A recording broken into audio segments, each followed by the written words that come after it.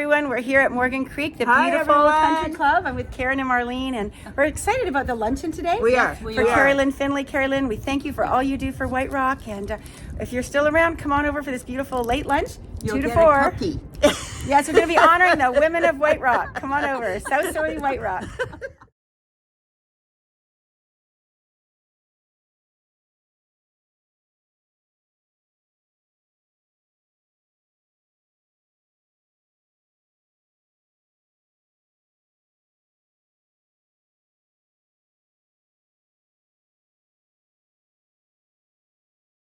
Off this afternoon, but just a couple of things to sort of give you the lay of the land and how the afternoon is going to proceed. We've got 3 remarkable women that are being interviewed here this afternoon, and we can hear their stories and their contributions to the community, so we're looking forward to that.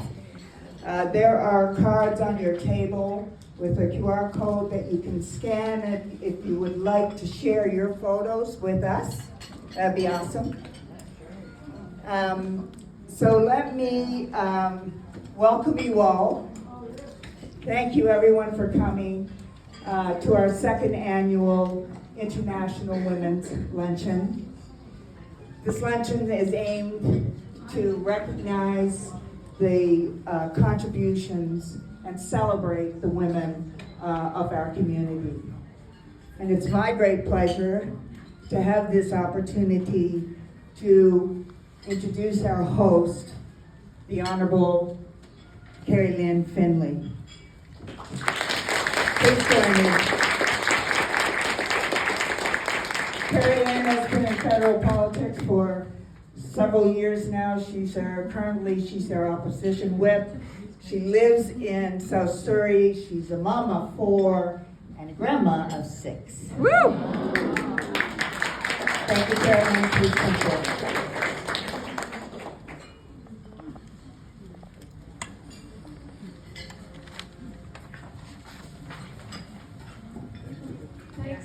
What a wonderful turnout. This is fantastic. Thank you, South Surrey White Rock.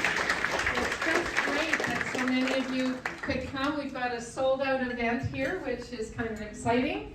And I know most of you, and the ones I don't know, please do come up and introduce yourself and say hi, because there's nothing like making new friends along with seeing old friends that we don't see enough of each other, right? Particularly with me flying back and forth to Ottawa. I just flew in late last night, and lots going on there. A few people said, how much are you going to say in politics? I said, well, I don't want to say a lot today, because that's not what this is about. This is about celebrating women and women in our community, particularly leaders among us who happen to be women, and many business owners are here today, lots of mums and grandmas. So everyone who's a mother, put up your hand. Lots of moms. Everyone who's a grandmother, put up 2 hands, because you've done it twice. There you go. Okay. So I'm really excited to say our 7th grandchild is coming in April. So, and our youngest daughter is getting married in late September. So who knows what will happen there. But her siblings have got a head start on her, that's for sure. But you always welcome new people into the clan, because that's good news. Birthdays, births, weddings, things like that. This is what is the glue that holds the family together. And in a world right now where sometimes the nuclear family is under attack, I praise all you mothers and grandmothers and fathers and grandfathers and aunts and uncles and big sisters and little sisters, because, you know, family is so important. And I don't care what some politicians say.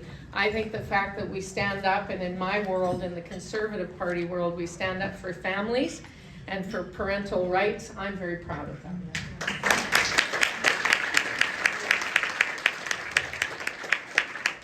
So International Women's Day, this is pretty cool that we can have these celebrations internationally and as well as just here at home.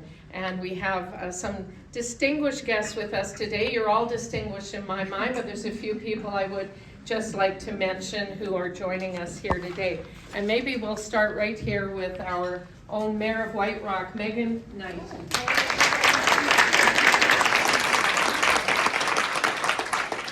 I'd also like to introduce my colleague, for those who don't know her, although she's very well known, the Honourable Senator Yona Martin.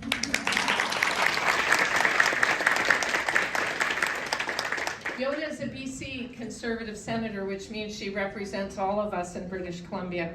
And even though the Premier doesn't want me to say this, we are proud to be British Columbians. Woo!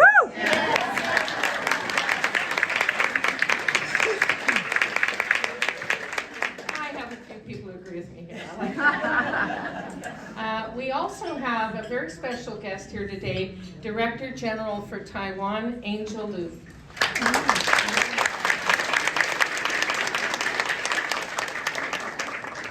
We also have a former member of Parliament, one of my former colleagues, but I can't quite see where she is, but I know she's here, Tamara Jansen.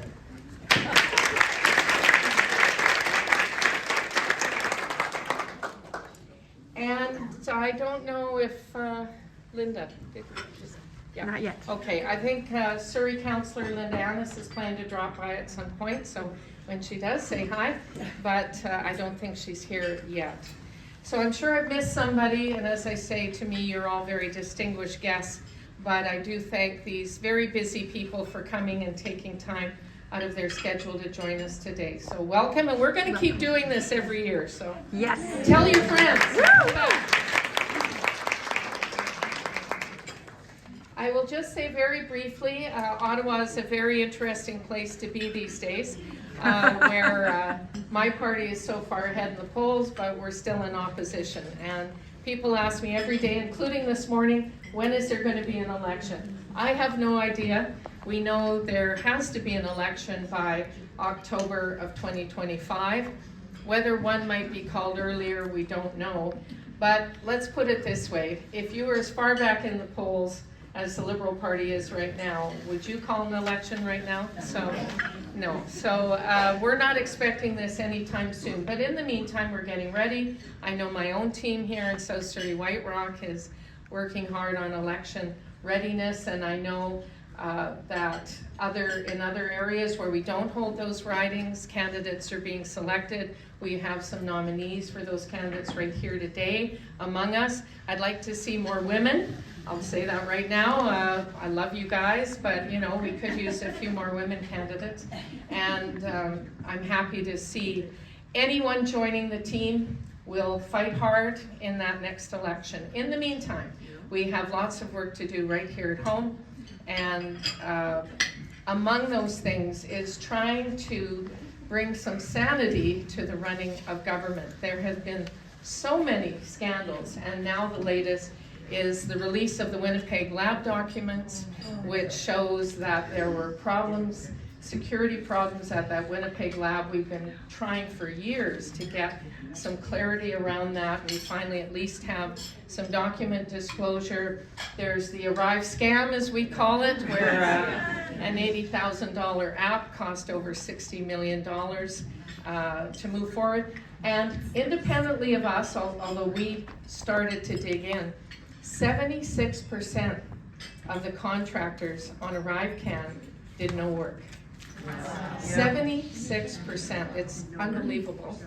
And we have the $1 billion green slush fund. I mean, it just goes on and on, it's unreal. But you wouldn't know about these things if the Conservatives had not been digging into it and bringing these things forward. And it's not a happy time when we feel government lets us down. It doesn't matter what your political affiliations are. It's not joyful. It's very concerning, and these are things we need to address with an ethical, hardworking government that works for the people, where we have smaller government and bigger citizens, where we restore the promise of Canada. This is what we're about. So we want to axe high taxes, we want to build more homes, we want to fix the budget problems, we want to stop the crime. Crime is a huge issue. Machine guns in White Rock. Yes. What is going on in our own community? I did a a short question in Parliament about it, because part of this has to do with policies that are soft on crime and that let violent repeat offenders out on bail and not keeping them in jail. So there are things that we can do.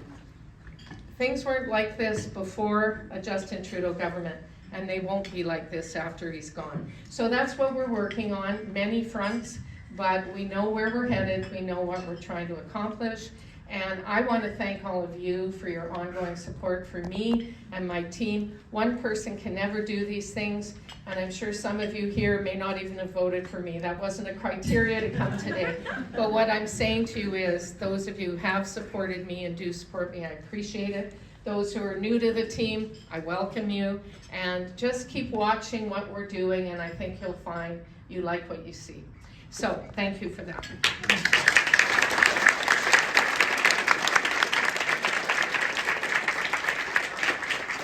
We have a very, very special person to come forward to sing O Canada for us to get things off to a formal start.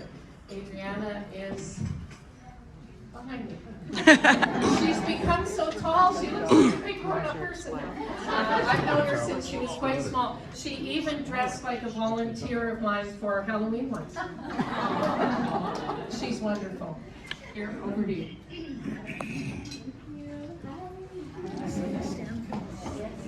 Adriana Mazurek.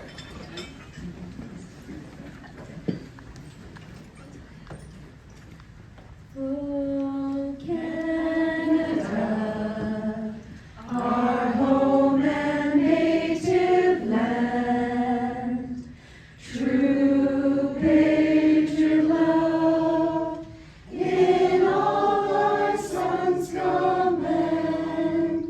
With glowing hearts we see thee rise, the true north, strong and free. From far and wide, O Canada, we stand on guard for thee. God keep our land glorious and free. O Canada, we stand on guard for thee. O Canada, we stand on guard for thee.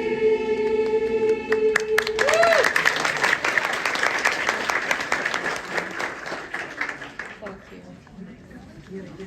I think we actually stole her out of school today, so I don't know how long she can stay. But thank you so much, Adriana. You're wonderful. What a gorgeous voice she has. Okay, with that, we have our format as sort of an interview format. We're bringing you both interviewers and interviewees that are very interesting women in our community, all leaders in their own right. And so with that, I'll first call up Leslie Nolan to interview Louise Tremblay.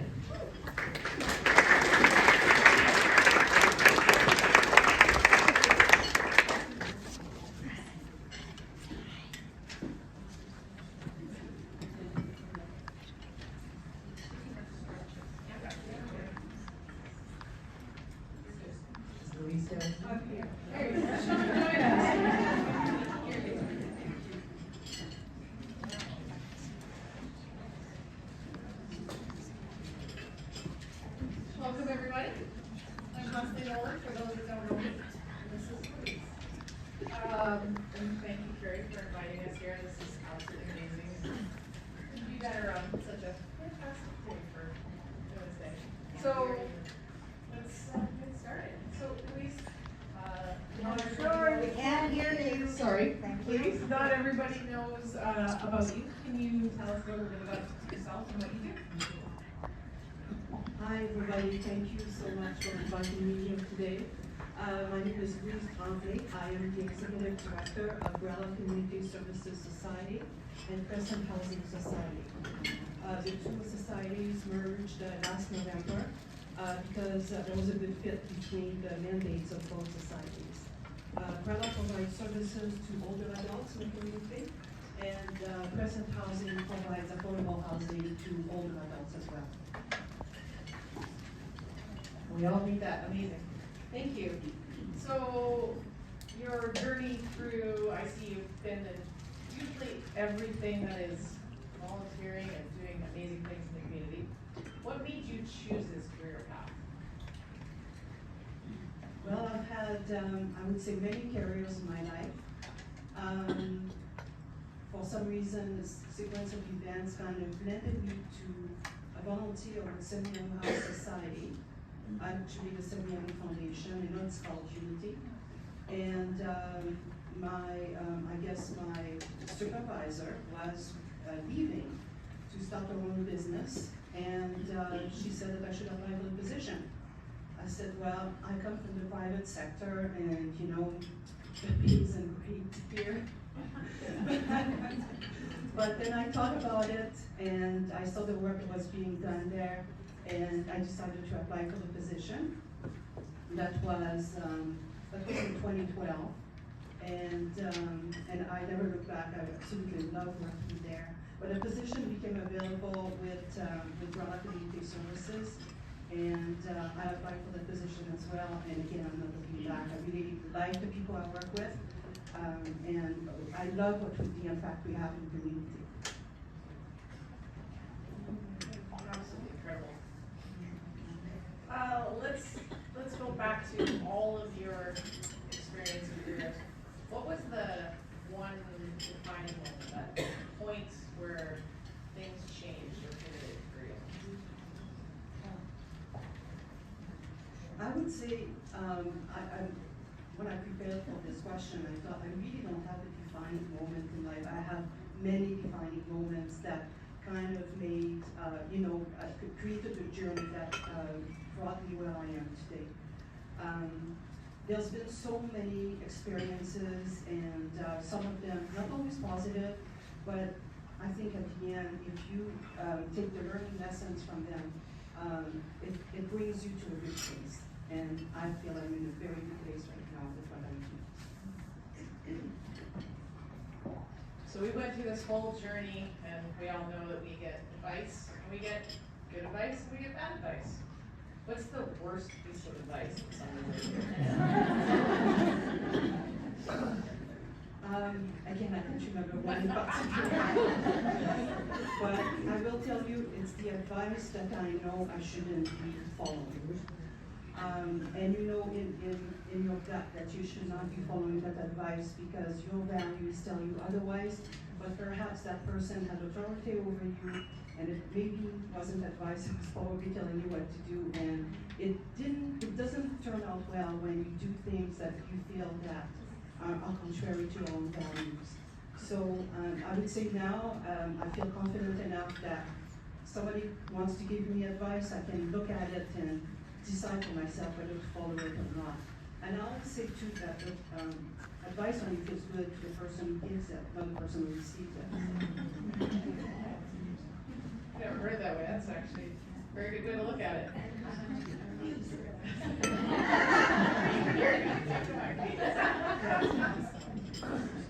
Through all your journeys and all your terrible advice and good advice, what gives you where do you find your inspiration every day to continue to give back? It's the career you've chosen, there's really high careers, low careers, but it's obviously very heartwarming and filling to do every day. But what do you do in the downs to keep yourself inspired every day? Well, inspiration comes from the incredible people with whom I work, and we have almost a full table over there. They are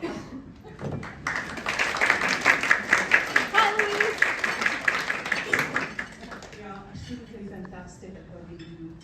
I also get inspired by, I think everyone has some inspiration to offer regardless of their journey in life.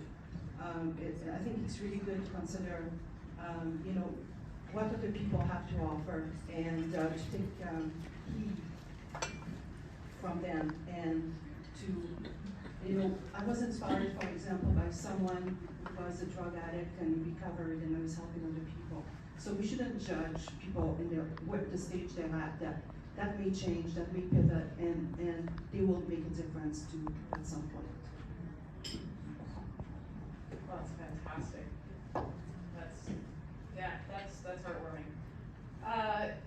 Now let's see, if you look back to yourself, I mean, you are absolutely very inspiring to all of us. Was there mentors, either informally or formally within your world, that helped get you where you are today and taught you lessons that you needed to move along? I think I'm gonna go back to the people who inspire me, and you know, my spouse and people I work with, my family, my granddaughters. I think that helps a great deal to get through the day and wanting to do the right thing just because they are on the life. So this year's theme is inspiring inclusion. What does that mean for you? Yeah. Well, I think we really need to be mindful of people who are different than ourselves. We are attracted to people who are similar. It's easier to get along with people who are similar. But I think it's when that person is very different that, you know, to get exposure to that difference is something that's going to make you grow and learn. And basically we're all the same, I would say, at the bottom of it. And the differences are to be embraced because I think that's what makes us complete. Well said. So if we wanted to live by your mottos and everything else and you have such incredible things, what rules would you tell us that you would live by? Doing the right, wanting to do the right thing no matter what, and to do right to others, you know, trying to be the best person you can be and trying to see the best in other people. I would say these are the rules I'm trying to live by. Okay, let's go with a fun question. What's your secret indulgence? So don't tell anybody else outside of this room. I have no secret. Everybody who knows me well knows that my indulgence is, I really like a glass of wine. Well, probably should have brought more wine. Yeah, there you go. So I mean, yes, one of the things, what are the three things that you can absolutely not live without? Trap you on a desert island, give you those three things. My computer.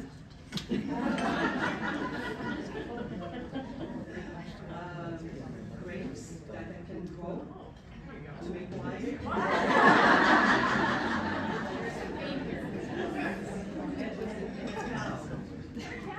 So mac and cheese every night.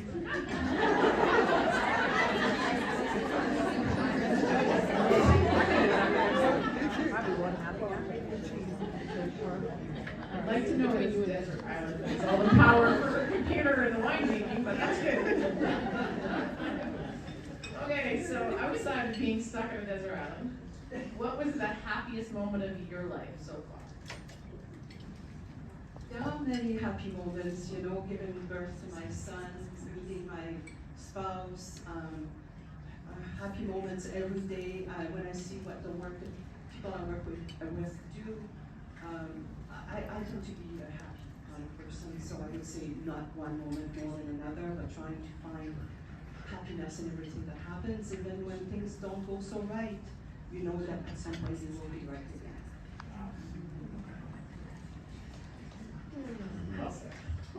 No, we know how to answer to that one. Okay, if you knew yourself now, when you were 18, what advice would you give yourself? So go back to when you're 18 years old and you thought, if I knew that now, what would it be? Well, if you think you have body issues at 18,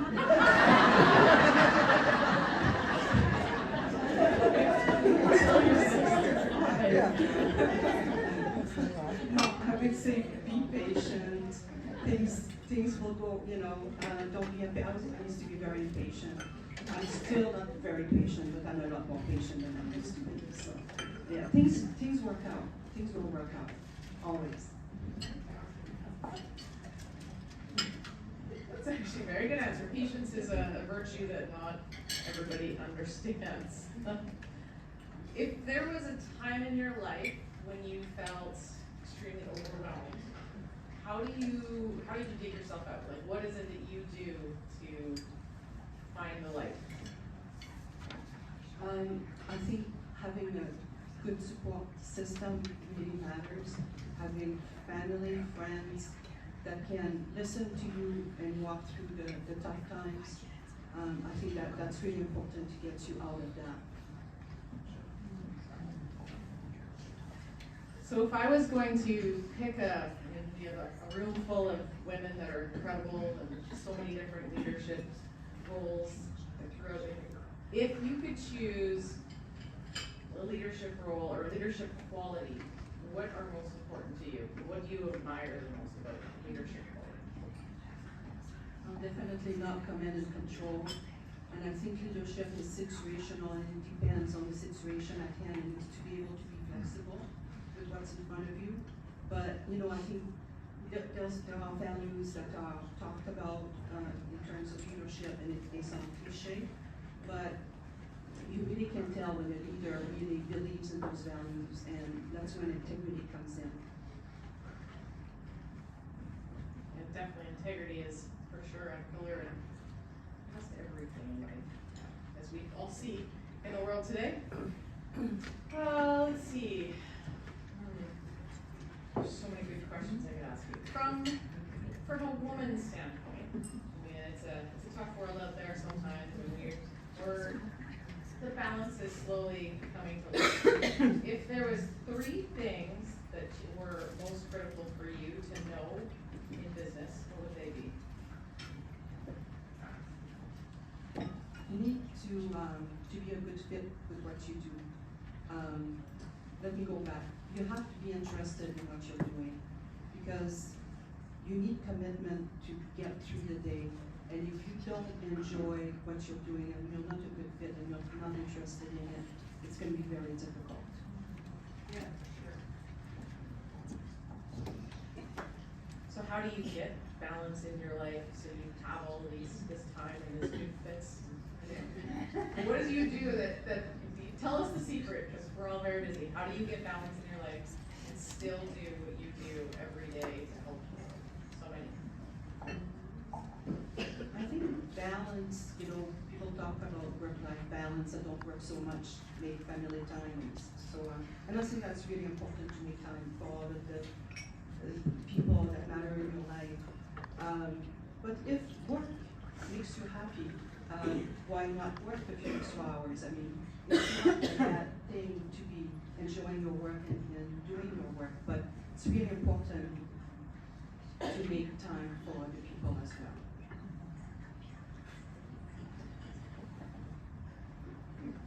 That's actually a good way to put it. Well, I've asked most of the questions that we've already kind of gone through. I'm going to ask you one question. So, if you look today where you've come and how many people you've helped, where do you see yourself in 5 years? And if you could give us any advice, where we could also be to do so many incredible things for the world. I'm looking at my spouse there. Oh, yeah. Sorry. In 5 years, I'll still be working. I would rather have me at home.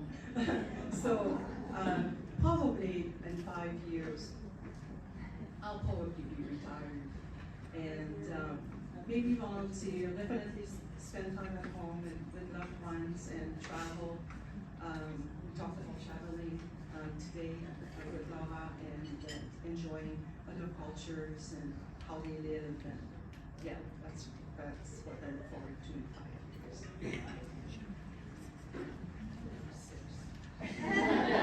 How many years do we got? There you go. That's perfect. Well, I appreciate all of your time and letting us into your life and into your secret indulgence of a lot of hopefully a big wine cellar in your retirement.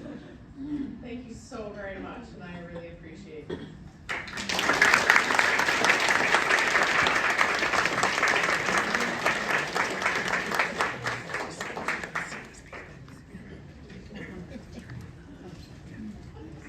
Well, thank you so much. That was so interesting, and your spouse looks happy still. So we're okay.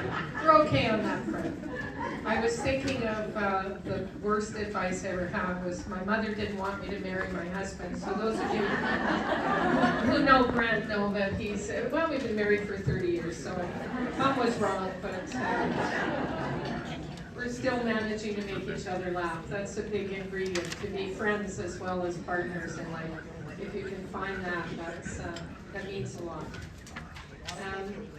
And also, I should have mentioned, but didn't.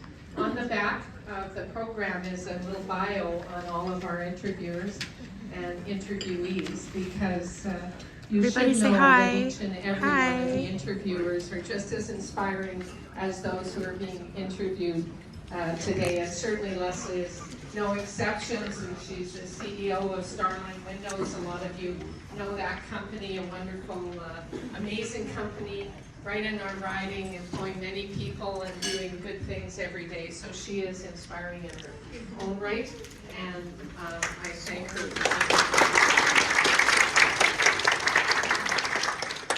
And with that, I'm going to call up another inspiring woman who I often buy things from, I will admit, Pia Sandu. She is a local businesswoman, and sales and marketing is her background, which she does exceptionally well, and she is going to interview Tori Thompson today.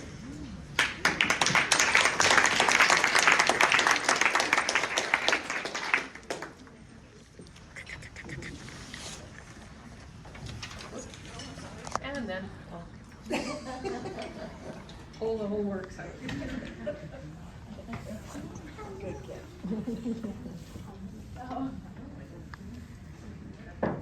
Welcome, Tori. Welcome, everybody. I am so happy to be here today.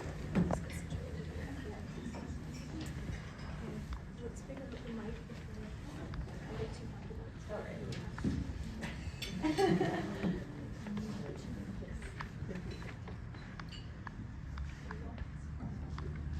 My name is. Well, I think we're gonna copy. I love that I have to watch Leslie. So I'm not completely making it up as I go. Hi, my name is Pia Sandu. Thank you so much for having me here today in a room full of very incredible, wonderful women who I get to learn from. So I'm very honored and grateful. And today we are sitting here with Tori. We're going to learn a little bit more about you today and what got you to where you are and how you're doing. So let me start off with, tell us about yourself and what you do, and then we'll go from there. Hi everyone, can you hear me okay? Everyone? Okay. Keep the mic closer. Like about that? Yeah. Wonderful. My name is Tori Thompson. I am the owner of Louie Doo, a children's boutique here in White Rock. I don't know exactly how to succinctly answer Mia's question, simply because I don't think I ever had any idea that this is what I would be doing. I'm incredibly grateful to be here and to share in the journey of being a woman and finding your way in the world through career. And the long story, hopefully short, is that I'm a mom of 2 small children. I had a long career in engineering, real estate development, all in Vancouver. And as I came into a growing family, the desire was simply to come back and be closer to them. I didn't know what that would look like, and one day I met a lovely local shop owner who owned the store before I took it over. And yeah, we just had an amazing, inspiring conversation. It was kind of one of those goosebumps, serendipitous moments you cannot write. And the idea just popped into my head. What would it be like to do this? What would it be like to reinvent the way that I work, the way that I support my family? How can we do this? And I would say that I'm a living version of that experiment today. So I don't know if I have a lot of answers yet about much, but other, than to say we're here exploring what it can be to work in a different way and show up for our families and be our whole selves. Amazing. Great. This way? So that is wonderful. That is what I wanted to know. You have 15 years experience in marketing and communication and brand development. And so I wanted to know a little bit more about how you ended up at Luby-Doo. But tell me a little bit about specifically what your goal is at Luby-Doo and how you like to connect with mothers in our community. So I grew up in the White Rock, South Surrey area. I love this community. I feel so grateful that my family has gotten to come back and build roots here. I think growing up, I remember it being mostly farms and rural, and we're such a bigger community today, and I love it here. And I think that as a community, we deserve to have wonderful local amenities. Opportunities to go out and shop in your neighborhood or eat and dine, and I want to see an interactive community where moms can get out, parents, families, and enjoy their community. We don't need to always be commuting. There should be centers and places to go and just neighbors to see and shops to go to. So it's pretty simple. I just think that I love our community and I want to invest in it. That is also how I feel about our community, so yay. I'm so happy to be sitting here with a woman in business, a young woman in business, retail store owner. Like, couldn't be a better person for me to ask a million questions to, so get ready for the time of your life. I have another question for you around community. So, you know, what does community mean to you? What does local mean to you? And how do you try to make a difference in what you do every day? Okay. So community to me is really a function of, like, yes, at the community level, intimacy. I think it's knowing your neighbors. It's feeling like when you walk down the street, you see people you know. I mean, we get to know people. I met Kerry through the store, and the conversations are so organic. They're so real, and your customers or your friends, they become your family. I hope that answers it, but it's really just about that there is no community without connection among us. And I think that we can achieve that in many different ways. Mine just happened to manifest as this, and it stems from definitely my interests and my love, so I get to bring that passion and share that connection with other people that do as well. And it has been an amazing journey, I think, to see that happen organically and to meet so many amazing people. It's incredible. You probably know this. Yes, for sure. I'm glad we get to share that together. Yes, absolutely. So as Leslie mentioned before, she had asked this question to our previous wonderful woman in business. What does Inspire Inclusion mean to you when this is a theme for this year for International Women's Day? So I thought about this one quite a lot. And I think at the most fundamental level for me, inclusion is about opportunity, and opportunity for any person to go after what they want to do. And obviously, society is working hard to find that. I've had a huge privilege of working alongside very diverse populations in my career path. So I just think that it's about always being open-minded and always being curious as an organization or as a community, and just knowing how much we can learn from other people in general, and that comes in all forms. So for me, it's just always wanting to have a great conversation with someone I didn't know before, or include them in our business, or share what we do. But yeah, I've had opportunity to work with people from so many different backgrounds, and it's been amazing for me. So. I'm so glad. Yeah. As a woman starting a business, or for anyone starting a business, what are 3 things that are critical in doing so? Something, maybe 3 things that you find most important. If you can narrow it down, that would be very long. I think, yeah, I want to echo something that was previously said in the last interview, which is it's going to be hard work. There's just no way about it. You need to be interested in what you do. That is what fosters that commitment. It's harder than you could ever imagine, but it's also fun. So I think when it comes from a place of passion, it's not that hard to have that commitment. I think that's one. I think that 2 would be like, get ready to know yourself. It's not always a linear path, so be prepared to have to be flexible and to learn about yourself in ways and grow in ways that maybe you didn't see coming. I think we always have plans and we want to put it down on paper and expect that it's going to go a certain way, and if it's expect the unexpected, I think, for sure. And just, I mean, there's many moments of self-doubt, I think, whenever you're putting yourself out there in the world, but to believe in yourself and to always come back to your values and your why. You know, why are you here? Why are you doing this? And I think those are the things that are going to guide your process, no matter what that is. Yes. Expect the unexpected, like when a pandemic hits, and then you're like, oh, good, at least we got to go through that together. You do talk about how you've had the opportunity to work with people of all walks of the earth. It's amazing when we get to meet people like that, and who can influence our lives. What are leadership qualities that you admire, perhaps, in all the different roles you've had and different people you've gotten to work with?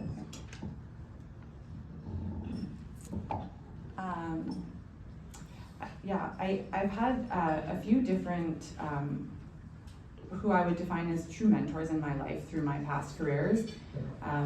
So I'm going to encompass, I think mentorship is a big one, and I want to use words like generosity, leading by example, humility, open-mindedness. Like, these are things that, again, I've learned from the best that I've worked with. They are invested in you. That, you know, serves the organization as a whole. So I think it's about leading by example. People can, you know, we all want to go out there and bring our vision to life, if that's a department level or that's a business level. And I think we just need to remember the people and the collective, and I think we're so much better when we work together. So leaders that really know how to harness that and bring a mentorship mindset, I think is really inspiring for me.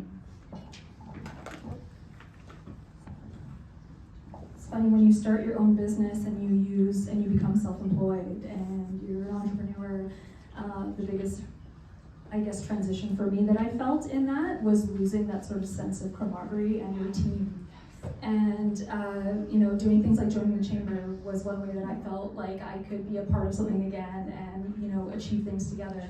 And you talk about a mentor. Is there a particular mentor that you have, that you've had in your life that you've been, like, you know, blessed to have in your life that has helped you along the way? Yes, I do. And I think that it's not, for me, I can't actually trace that back to being career specific. It's because it's not like I have a retail mentor by any means, or it's not that I have, I mean, I would go back as far as one of my earliest career jobs, and I think through it all we were able to find a lot of friendship and camaraderie, like, through those leaders. So they're that much farther ahead in their experience, or they're decades, you know, ahead than me. And it's that even to this day, I'm in touch with all of them. And we check in with each other, and it's kind of just a genuine, sincere, like, I want to see you doing well in the world. So even when our skills or the areas of our careers are different, we still find a way to come back and kind of collaborate and share knowledge and experience that we apply in different ways. And so I think it's kind of an interesting collaboration, but to say that it's been super skill set specific for me, not really. It's just been more like kind of at a leadership level, I think. I don't know if that's a very abstract way of saying it, but hard to explain, I guess. No, that makes sense. I feel like that's like a life mentor way of looking at it versus just maybe career oriented. On that note, and perhaps it is these wonderful people that help you in this, but where do you draw your inspiration from?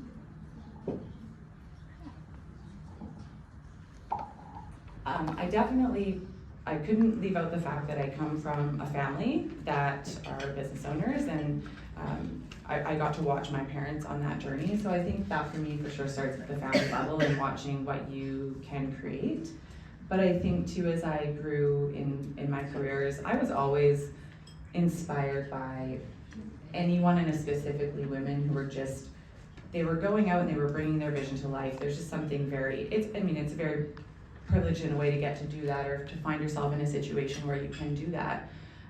Because for all of the right reasons that it's terrifying and scary, I mean, you're diving into obviously your interest in something you really want to do. So my inspiration just comes from honestly anyone and everyone who's ever done it. I see it as possible and very challenging and hard, and I like that challenge, to be honest. I think it's possible to do. So you want to go out there and see if you can do it too. Like, what can you conquer, right? Because you can. Yeah, yourself. Absolutely. Sometimes we can be our own biggest enemies, so I understand that. Can you tell me a little bit about what kind of family business you grew up with? Totally, yeah. So it has nothing to do with what I do at all. Fantastic. It's essentially in the industrial sector. My family owns and operates a large industrial, like, boiler heating manufacturing facility. My dad is like a salesman, and they work in the engineering sector. So it's really not up my alley at all. But I mean, I was of course a part of that journey. We moved here from Seattle when I was 9. You know, my dad was exploring opportunities of working in Canada, and that led us here to White Rock, where I moved when I was 9. I think it's just more the process than anything. It's just watching the roller coaster. It's being okay with the roller coaster, not investing too much in the highs or the lows, but just kind of seeing it through.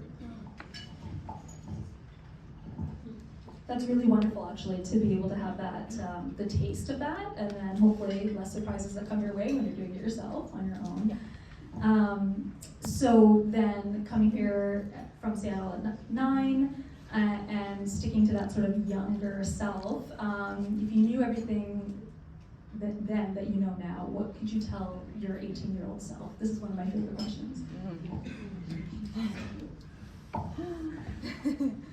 For me, don't try so hard to get it right all the time. Yeah, big one. I think that we try so hard to know what our path is going to be, and I still feel it now. I still talk to so many of my friends and colleagues, and we're trying so hard to kind of control how things are going to go for the best reasons, of course. We have to start somewhere.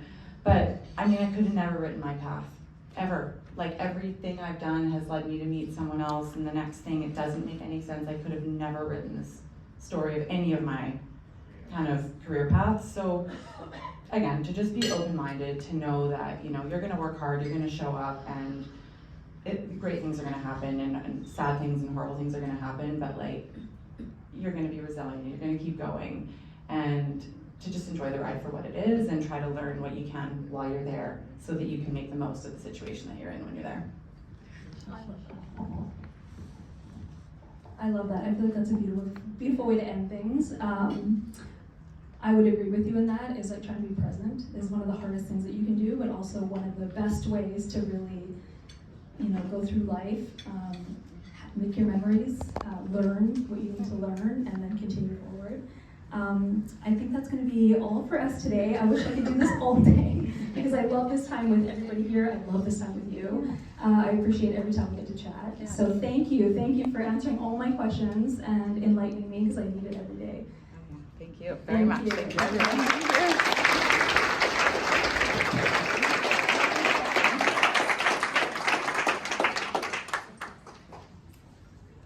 So I have to say, both these women have separated me for money on more than one occasion.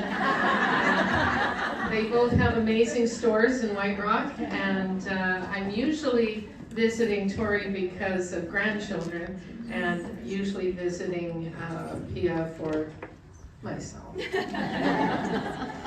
it all works, it all works. And a lot of you know that my eldest daughter has been on a breast cancer journey this past year and a half. It's been very tough on her and our whole family. And I just want to mention Tori is a breast cancer survivor. She's amazing.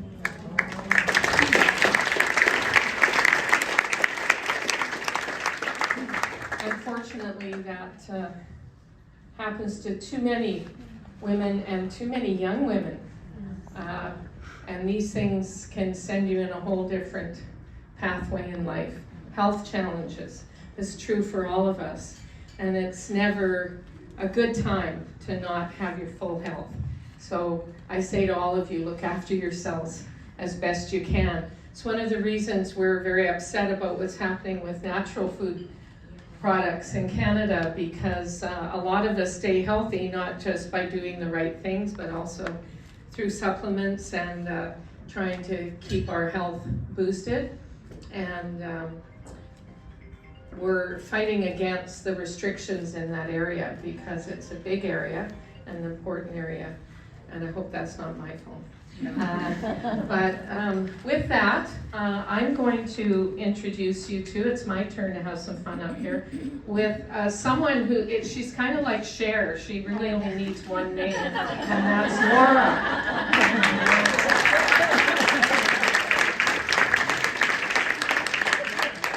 I'm dating myself by saying Cher. I should have said Taylor. Or something like that. Madonna. Yeah, she's getting a little old too. Don't tell her that. Don't tell her I said that. And by the way, my secret indulgence is peach pie. I just got to say, it's the best stuff in the world.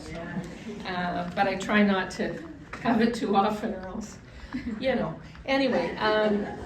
Laura, you are kind of an iconic person in our community, and I was very pleased you could join us here today. But I know it hasn't been a smooth journey and lots of work. So most of you know Laura's Cafe in White Rock. It's a place we all want to go. And speaking of separating myself from my money, many a scone has been consumed at Laura's, and one of my favorite things. But getting to the Laura's Cafe we know of now, and then we'll talk about where you're at right now, that was not an easy journey. So tell us a little bit about your background and how you came to open up the current Laura's Cafe. Okay. Hi everyone, can you hear me? Okay.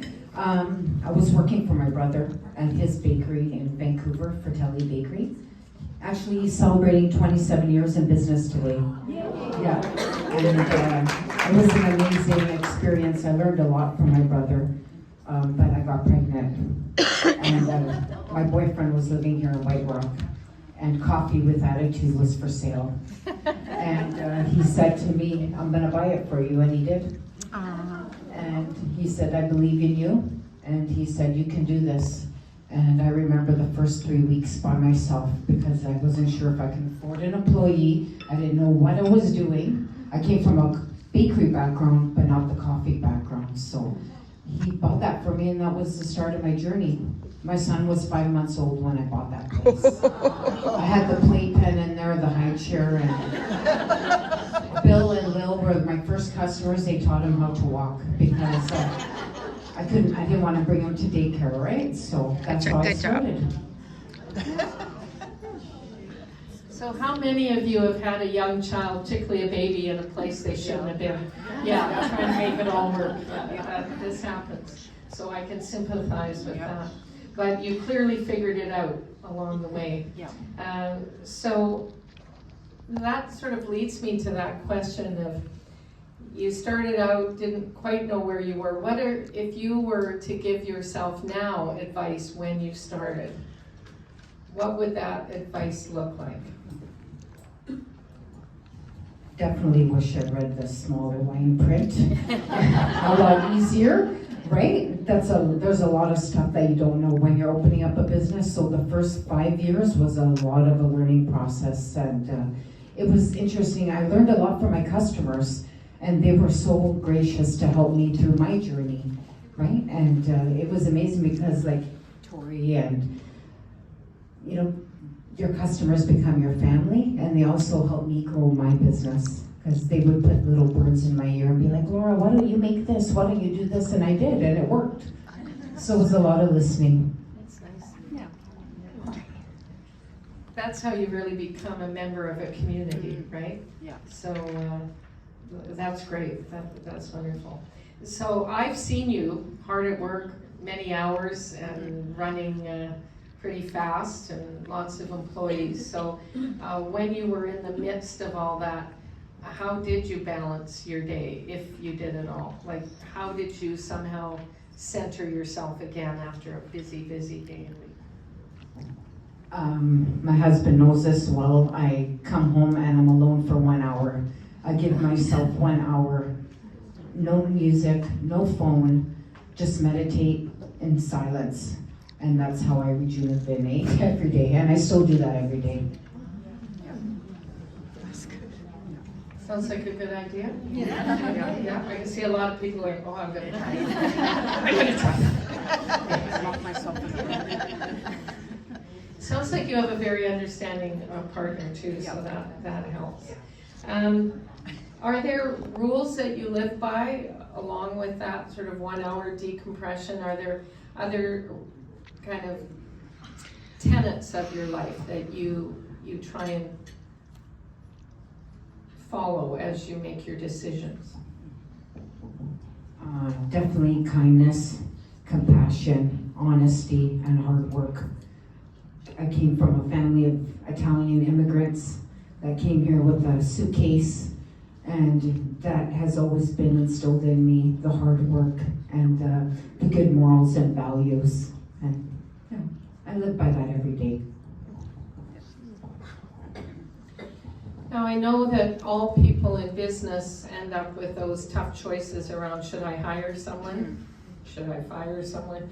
Hopefully not as many of the latter as the former, but what do you look for in the people you hire along the way? Owning a cafe was not everyone's dream job. I figured that out pretty quick. So I found that it was my dream, and the people that I employed, I was making their dream come true at the same time. So I found once I started thinking like that, the employees would stay, right? And I would listen to their advice and listen to their ideas, and it was great to have a more of an open mind. No matter what they look like, what they do, they got something to bring to the table, and just have open ears. I imagine in that type of business, you would also have people who you're mentoring, who are trying to learn the business. Is that true?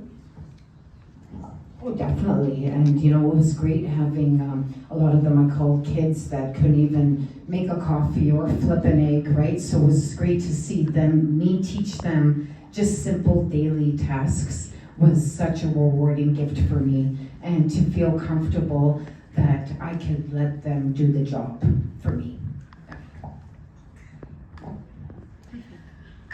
Now, anyone who runs their own business and has the challenges you've had is a leader. So what leadership qualities do you think have served you well? What leadership qualities do you admire in others? I definitely like sharpshooters. I like people that don't BS. I like honesty, and I like people who are direct.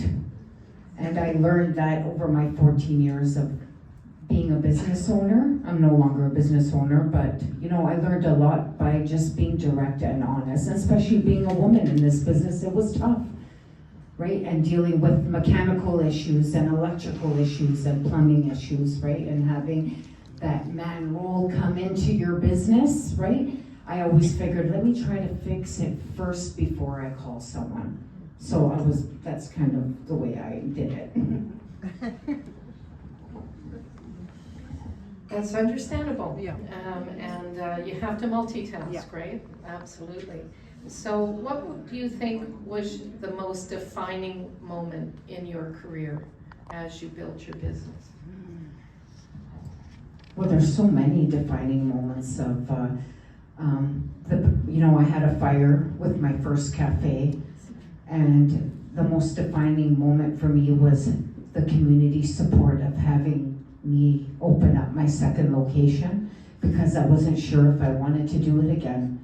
And there I had customers coming to my doorsteps, and I was like, how do you know I live here? And they're like, you need to open up.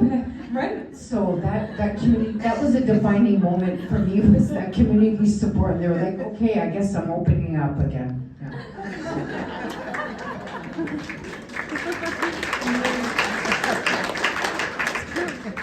I think scone delivery to your home though would be nice.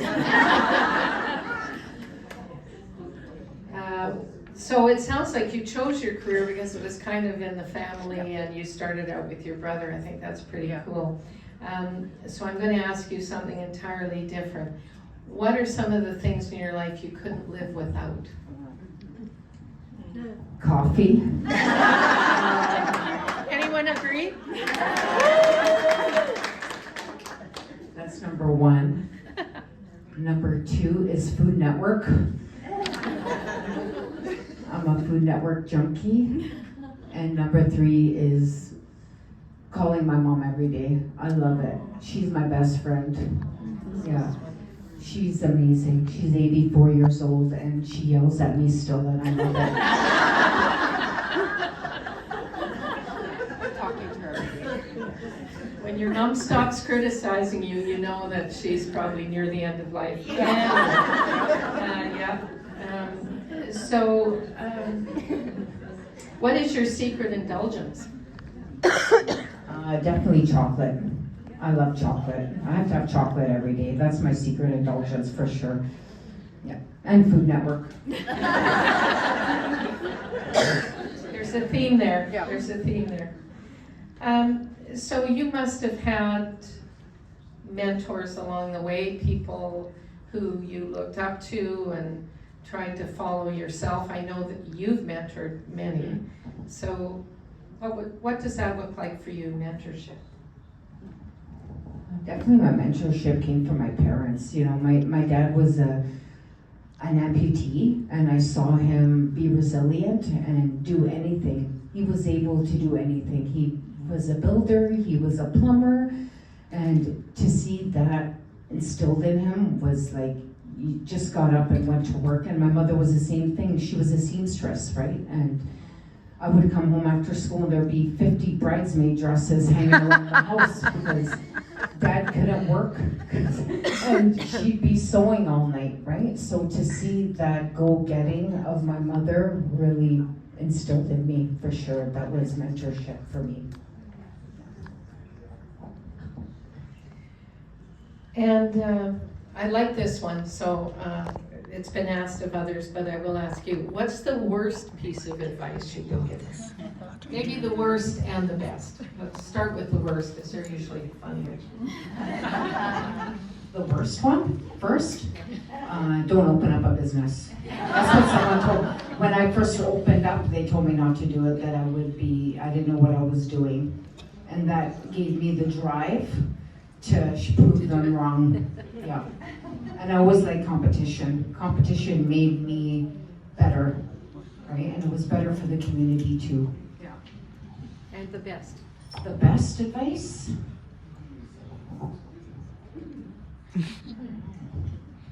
There's been so many. The best advice is to sell your business when it's ready. It's true. It's great. Know your time. Yep. So where do you find inspiration from over the years or today? What keeps you going each day and inspires you to do more? I have to say this community, like I love this community. My kids seeing the youth in the community, that they're so intelligent and inspiring to me. I have a 14-year-old son who's amazing, and the stuff that I see him do artistically and athletically, that inspires me that our generation to come is going to be okay.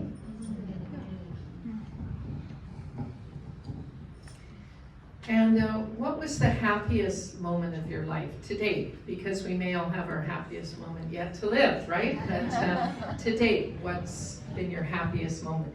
You're not allowed to say the day you sold your business. No. You have to come up I actually went to Italy in August after 24 years because I was working all the time, and I brought my mother back, and she hadn't been back in 10 years. And to see the look on her sister's face when she didn't know she was coming, it was priceless. That's awesome. Yeah, it was amazing to take her on that journey. To me, that was the best moment so far. That was sweet. Well, that's worth it then, selling the business to get the cash to take my back home. It all makes sense, it all makes sense. I think maybe we'll end with this one, but I'm wondering what advice you may have for women or anyone starting their own business. What 3 things are most critical for them to be aware of? Maybe you learned it after you started, but what do you think is important for them to know? Kind of like what the previous interviewers had, as well as your passion. My passion has always been food and bringing people together. Find a way to create your passion into a business and make it work is just showing up every day. And that to me was amazing. Seeing people coming to my shop to buy my goods was enough drive every day to make it succeed.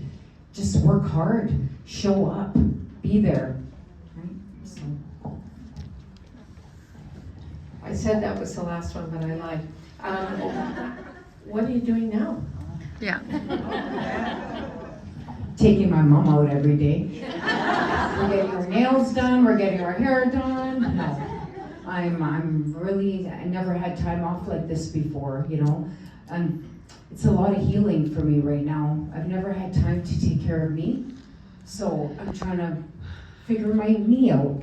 I was such on a treadmill of a robot every day that I had to sit down and be like, I want to know who I am again and figure out what I enjoy doing. And right now, honestly, I love being a mom.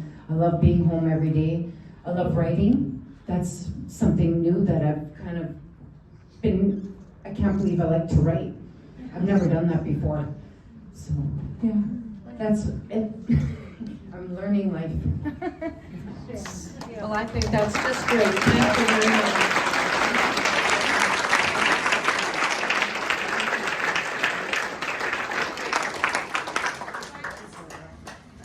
Well, I hope you feel as inspired as I do by the women we've heard from today. I think this is a great format to get to know some of our amazing women in our community, our leaders in the community. I thank you all very much for being here and sharing your stories with us. Wow.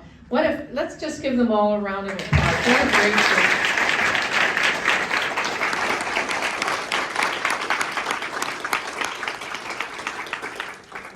Door prizes today. I mean, what's an event without prizes, right? But before we get to that, I have a gift for each one of our interviewers and those we've interviewed, and I think we'd like to get a group picture. So maybe we'll just do that next. Thank you so very much.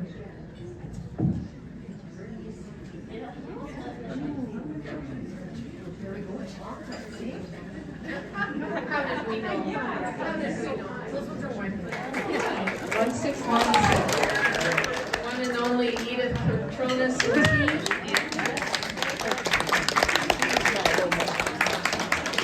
And the last 3 numbers are 179. 179. There we go.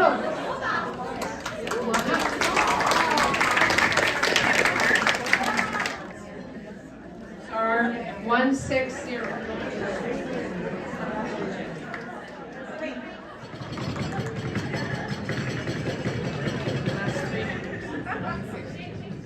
And the last three numbers are 1, 6, 2.